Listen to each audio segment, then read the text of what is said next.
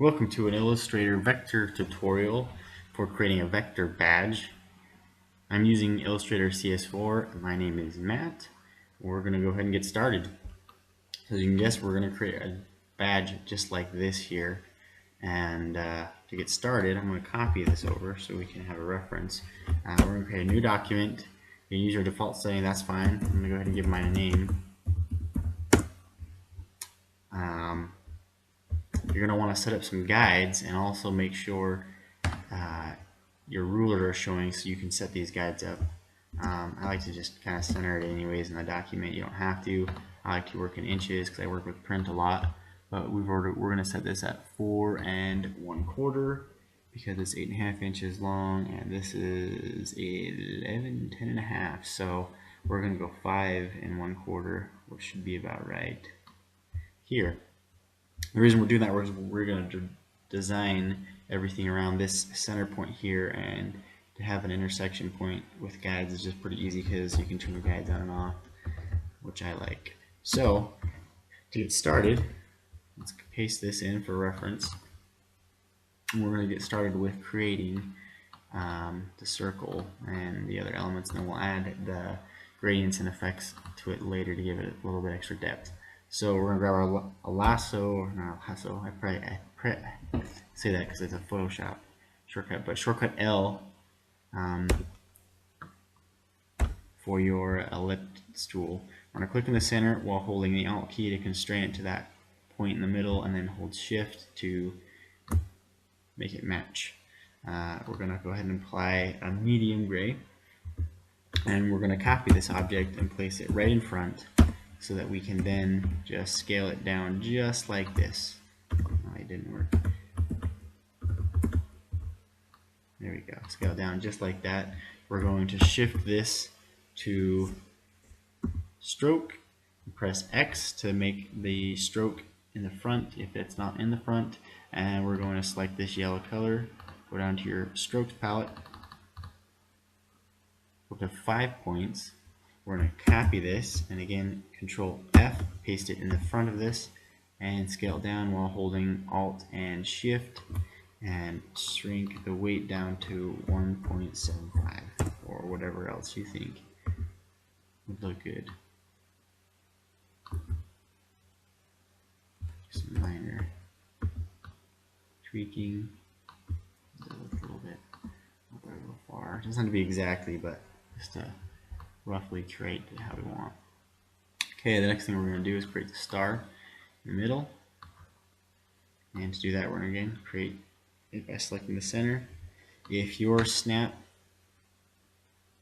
to guides is not turned on, you're going to go up to your view menu, or I guess snap to point will do it as well. And using the star tool, we're going to select and drag out from the middle, constrain to the top point. And here's a cool shortcut. Alt will constrain it to a default predefined star for you. You can adjust the star to have longer edges, shorter edges by pressing and holding Control while you are dragging out the star tool. We're going to remain with this one here just because it's predefined, and we want it probably roughly about right there, just because we don't want it quite to the edge, but almost near enough. Okay, and then we're going to set it to a darker black.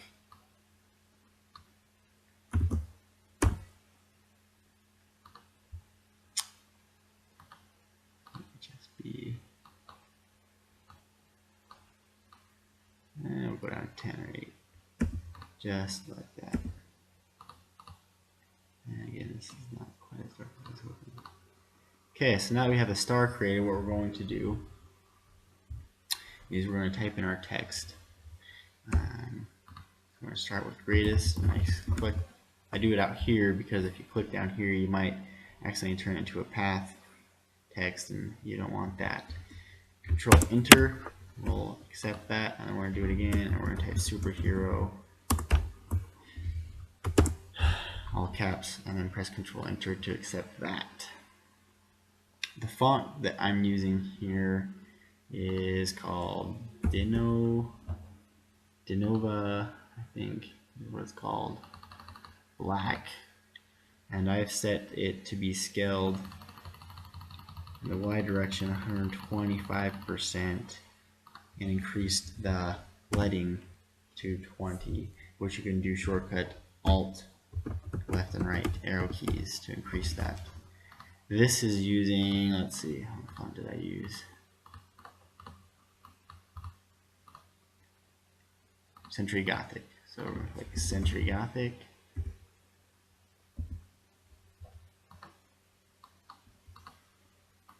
There we go. Make it yellow. Make it yellow. Actually, that one's going to be dark gray. Okay, and then we're going to create the ribbon, which we're going to grab the square tool. Literally just click and drag it out.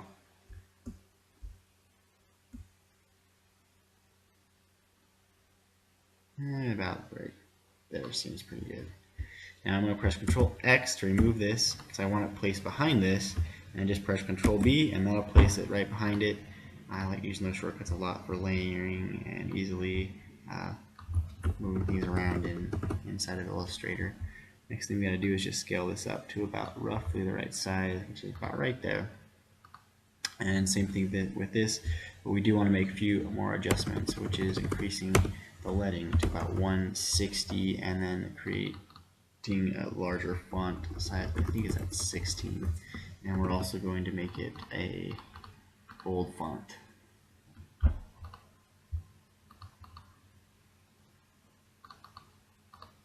Bold, just like that. The next thing we're going to do is bring this down. Whoops. Now we want to bring this down just a few hairs here, just to give it a little bit of perception. And we're probably going to drop this right down to the line that the arrow makes, or not the arrow, the star makes right there. Okay, once we've got that, we're now going to add the since 1950, and that's actually made, and that is Century Gothic as well. I didn't think they were both Century Gothic. And change this down to a regular font, and this is font size 8.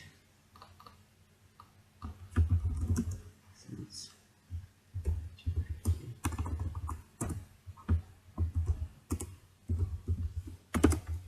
and we're going to adjust the leading on the date quite a bit wider. This not so much. Control Enter will accept that with fonts, which is nice because sometimes I find it hard to get out of that tool. Alright, there we go. Next thing we need to add is the Starburst, which is pretty easy because you're going to use your star tool. Click in the center, draw this out. Now with this tool still selected, I can press the up and down arrow keys to add in points. So I'm just going to click and drag till I get a decent amount, not too much because I don't want it to be crazy. And then I need to extend the points from the center, which I do by holding Control down. And click and release. It's not laid right, so I'm going to press Control X to cut that from the scene. I'm going to select the back layer, which is the gray circle, and press Control F, which will place it right in front, but also behind the star. And then we're just going to set a light color for now, because we will come back afterwards and add in the gradient effects. Next thing we need to do is add these stars here, so we're just going to click and drag, because that star actually falls for the point here. Back down to 5. And just hold down the Alt key and scale this up to about right there. Light yellow, and just bring it down till it nearly mimics the tip. There we go. Scale out, and that does look to be a little big. I want to draw attention away while using. You just use a Shift key. There we go to scale this down appropriately. It's right there, and it's still a little too big. Okay, and we're going to duplicate this by holding on the Alt key and dragging out to the side, and then shrinking this down to about right there. Using the mirror tool, which is shortcut O, we're going to select that as its anchor point. Click and drag, and that should give you the the star here. So now that we've got that selected, I want to add just a little bit of make it look like it's kind of curving with it. So we're going to drop these down just slightly. 3 or 4 nudges. I have my setting be 2 points in my preferences, which you can get to by pressing Control K or going Edit Preferences, and it'll be in that menu for you. Okay, so now that we have this created, we need to add what else? We need to add these little bars and stuff into it, which we're going to do by copying this, pasting this in by Control F, which will paste in the same spot, and holding Alt Shift. We're going to scale it down till about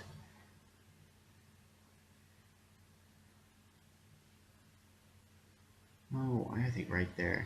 So I'm gonna just notice that this is not quite at the top as I was hoping, and that happens to be in the about right spot. So we want that to be about 1.5.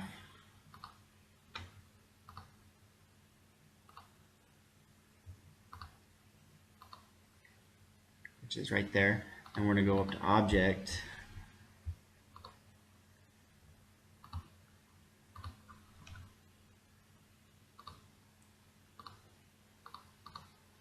Object, expand it, which will turn the stroke into a fill, which is a path now, and we'll use our square tool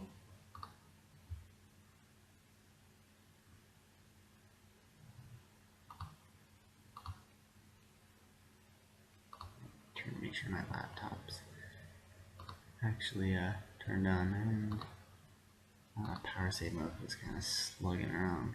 So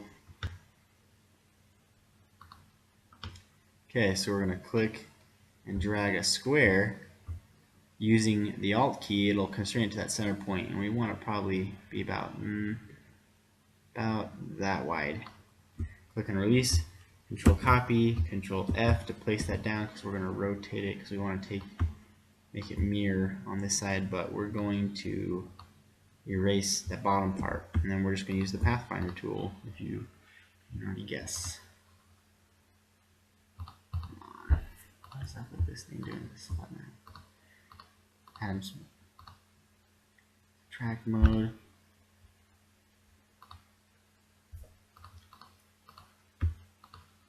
And same thing here. Oops, we need to make sure this is on top. Control Shift right bracket brings it up to top.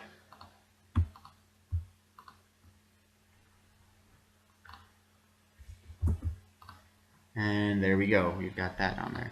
Now to add this bottom part,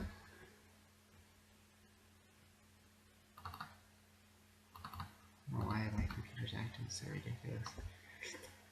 We're going to create just a simple box about this long, that thin, and we're going to have our star tool, because it can actually create triangles. Holding the Alt key and the Shift, it'll create that for us. And we're just going to scale down. Doesn't need to be exact, because we'll fix that later. Just get it on the points, the edges. Okay, all there is to it.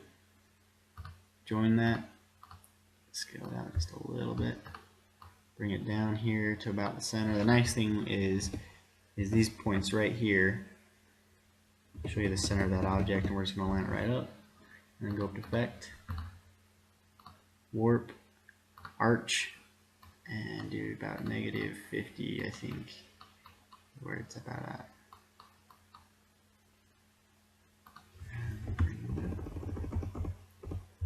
It's a little thick. It doesn't quite match the other ones. I do want it to match. Not right. But that's close enough.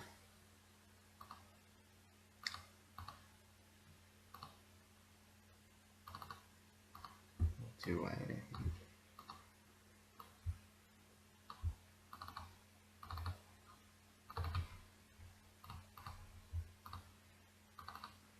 Why my computer's wanting me to do this?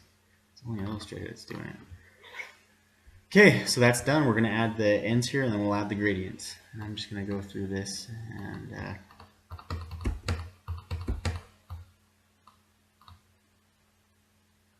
okay, so click and drag out. Got a pen tool.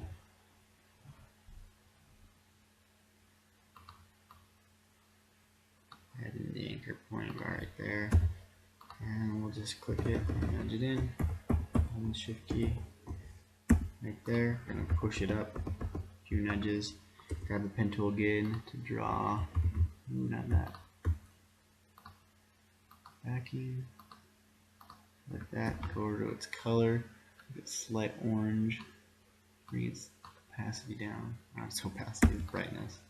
And Control Shift left bracket, send it to the back. Now we just got to duplicate it and mirror it over. So using the mirror tool, shortcut O, click right here in the center as an anchor point. Then using Alt, click and drag, Shift to constrain it to 90 degrees and release. You may have to adjust this right here. This didn't snap the constraint point. And then Control Shift left bracket, send it to the back. Okay, so we are done. Now we're just going to add a quick gradient to it. So with our gradient palette selected, my computer would not hesitate so much. Now here's a cool little shortcut or tip. When you are working with gradients, any of your swatches that you have selected, you can hold Alt and it will actually take it right to it for you.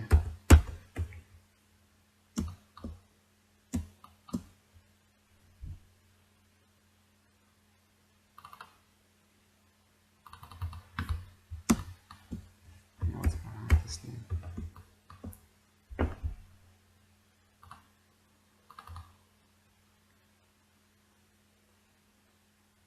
That's not very big file size, but okay. I don't know why it's chugging along. Okay, so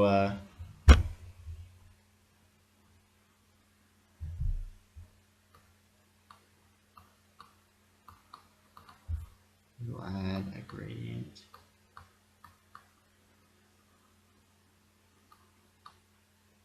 To this.